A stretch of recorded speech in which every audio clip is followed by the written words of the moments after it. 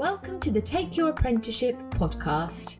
The Take Your Place team is made up of 5 universities and 9 further education colleges from across the east of England. We are an impartial project dedicated to giving you the information you need, regardless of where you are applying to study. Since 2017, we have worked with over 30,000 students from 100 different schools, colleges and sixth forms, helping them to explore their options and discover their potential. Now we hope to help you too. In this podcast series, we will explore all aspects of finding, applying for and succeeding in an apprenticeship. Through talking to experts and current apprentices from a variety of industries, we will help you explore your future apprenticeship options. In this episode, we'll be talking to Sue Rush, whose daughter recently completed an apprenticeship. I'm Naomi, and I work for the University of Suffolk as a higher education champion. Don't forget to subscribe to our podcast to receive upcoming episodes. We will be talking to apprentices in industries such as engineering, accountancy, healthcare, and many more. Sue was interviewed by my colleague Tiff, who also works at the University of Suffolk.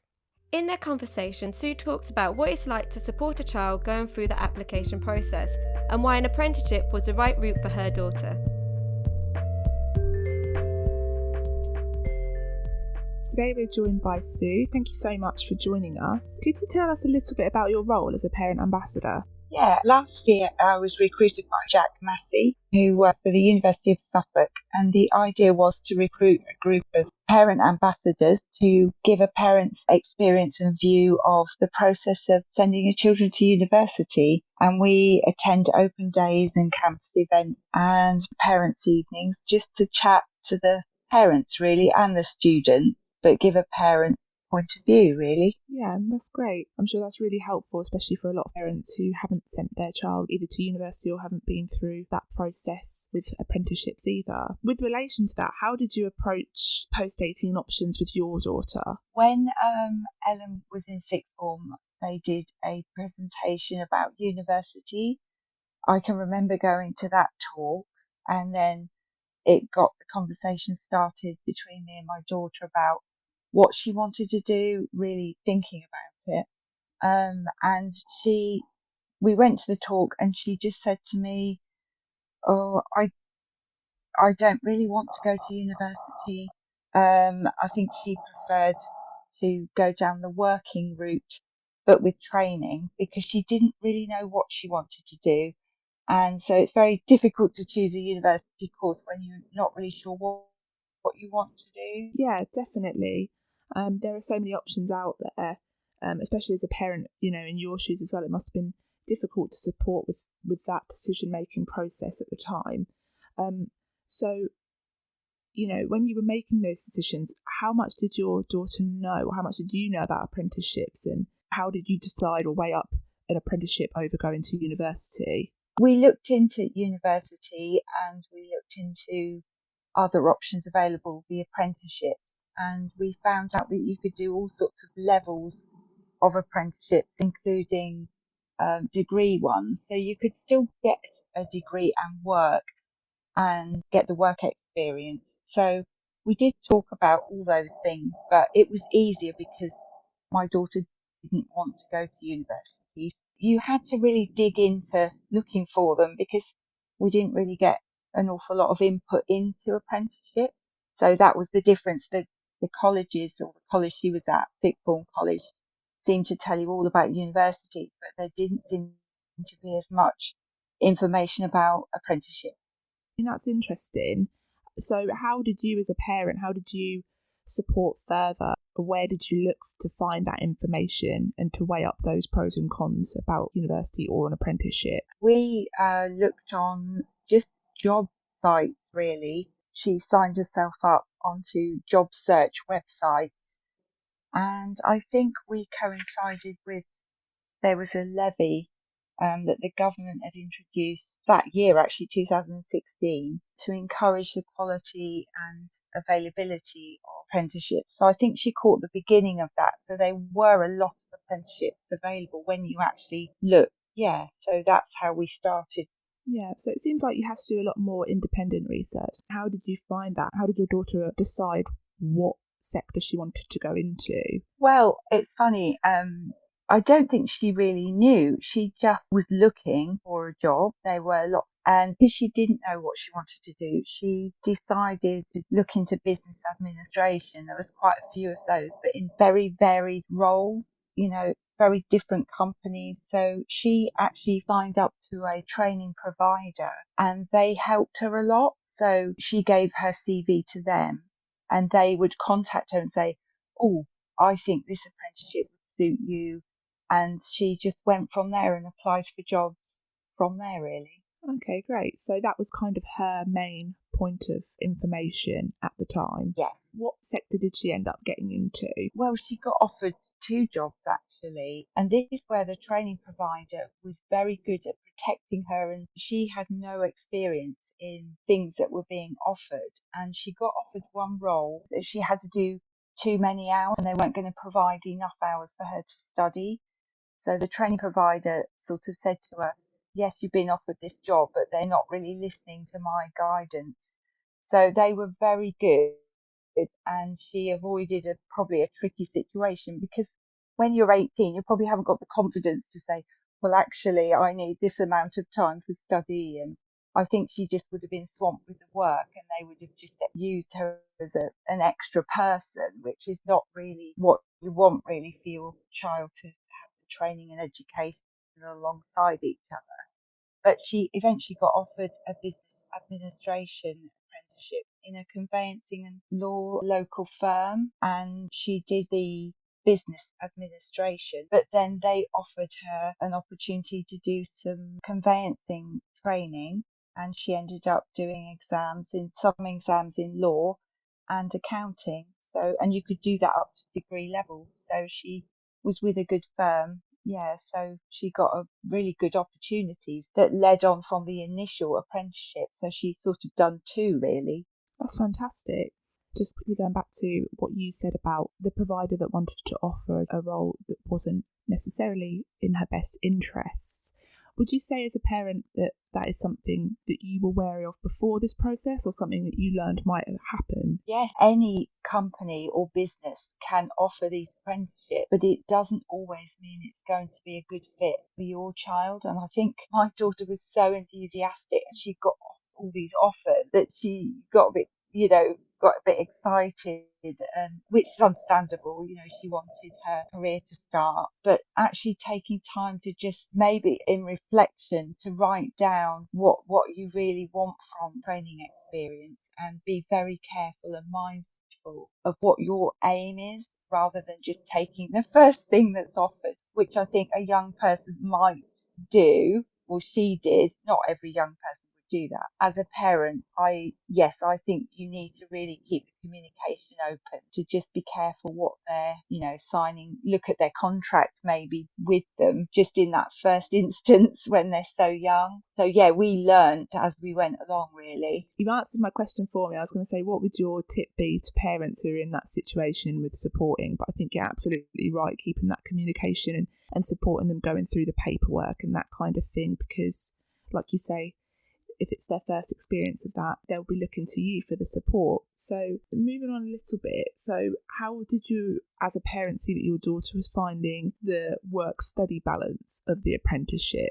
Oh, she really loved it actually, because she was used to being at school, and you're very very busy at school. You're doing your work at school, and then after school you're expected to do homework and things. So I think to go into training on the job is sort of just a continuation of that. And she's very organised, and that's why it suited her so well. She just loved it.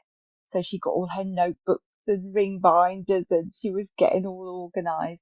And she'd revise in the evenings, but she also had time during her work day. They set aside so that she could have her mentor come and just check she was doing okay.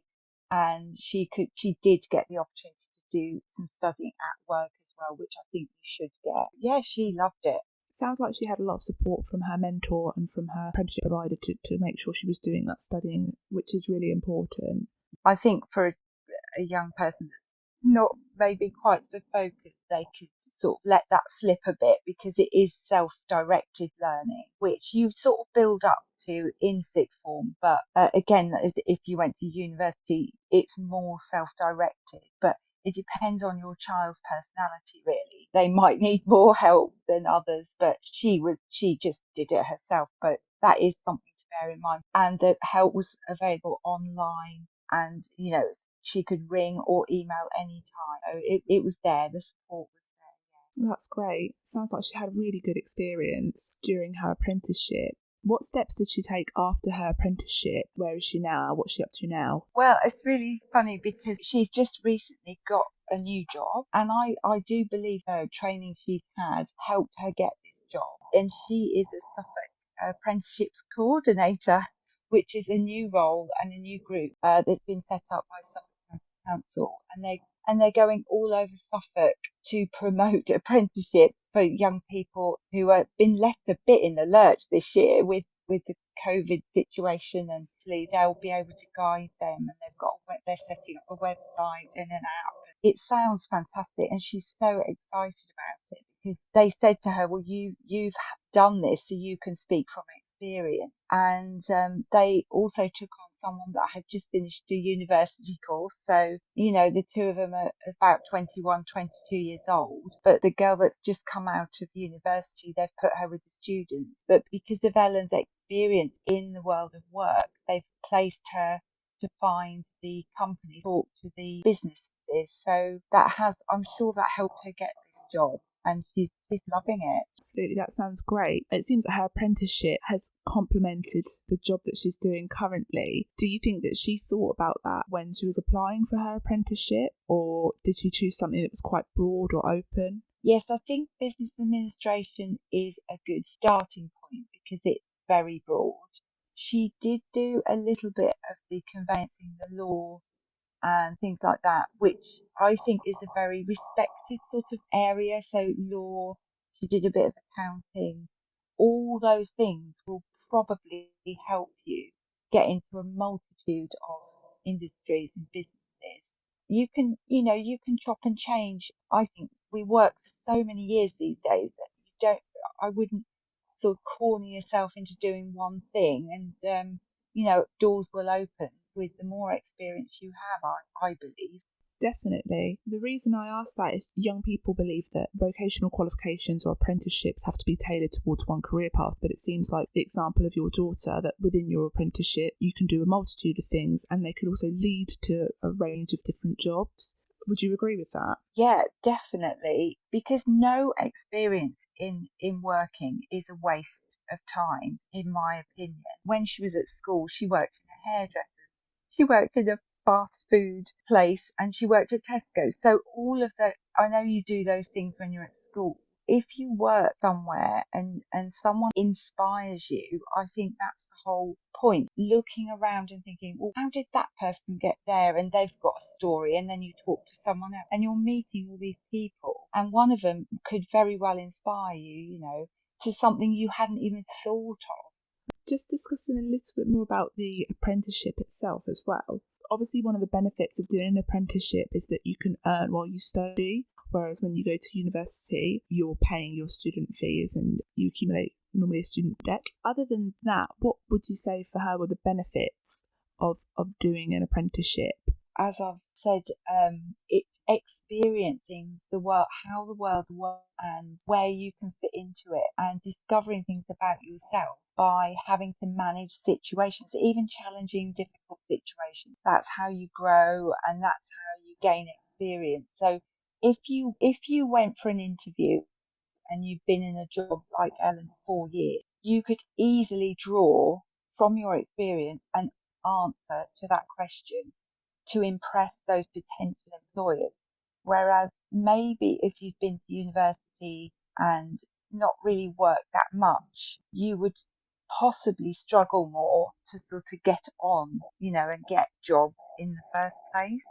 So I think the experience and being around all different age people and different people that have been in different industries and talk would be a huge advantage. That's great. With Ellen, did she complete her apprenticeship to a level 6 or to a level 4? How did she go about doing that, and where does she stand with it now? That's a good question. She did the business admin, which was level 3, and then she did the conveyancing one, which was to level 4, and she did an exam at the end. And she thought, right, and she thought about what she wanted to do, and she thought, well, I've taken all I can from this company, and it gave her the confidence to go and look for something different. She felt like she wanted to change, but she could go back to it and easily do another couple of years and she could get her level 6. But, when you're younger, you want to look around and think, oh, is there something else I would like to try? And that's how she felt. So she just went on her feeling, really. But she's still got a qualification, or 2 qualifications in 4 years. And she has got the option now to go on and do in law and conveyancing level 6 if she wanted to in the future. That's fantastic. It's great to have that flexibility. One final question, just to kind of sum up. If there was anything that you could say or advise to parents who were in your shoes when you first started this process, whether it's to do with the application or funding or anything to do with supporting your child through it, what would you say? Knowing what I know now, I would recommend that you always have an open conversation with your child. They might feel like there's an unspoken pressure to do a certain thing. I think as parents, we're all guilty a little bit of that, whether it be you must go to university or you must indeed get an apprenticeship. Either way, we have an unspoken bias as parents, and we need to just listen to our children and tune into what they really would rather do, but then keep the communication going and just guide them a little bit with where to look. And now there's so much information out there. Like I say, my daughter's website, Apprenticeships website, go on the UCAS website, has got a whole section on apprenticeships. There's so much information out there. You can just look together, look separately, and then have a chat. But always just keep talking about it. Yeah, good luck to everybody. There is so much more information and help out there now. Definitely, and now you're part of that bank of resources and help that's going to be available. Thank you so much, Sue. Your insight has been really helpful and informative, and best of luck to your daughter in her new role. Oh, thank you very much. Thank you for listening, and don't forget to subscribe to our future podcasts at soundcloud.com/takeyourplace or on your favourite podcasting app. You can also find us on Instagram, where we are at takeyourplace_HE, on Twitter at takeyourplaceHE, and on Facebook at facebook.com/takeyourplaceHE. You can also email us with any questions, requests, or just to let us know what you think on info@takeyourplace.ac.uk.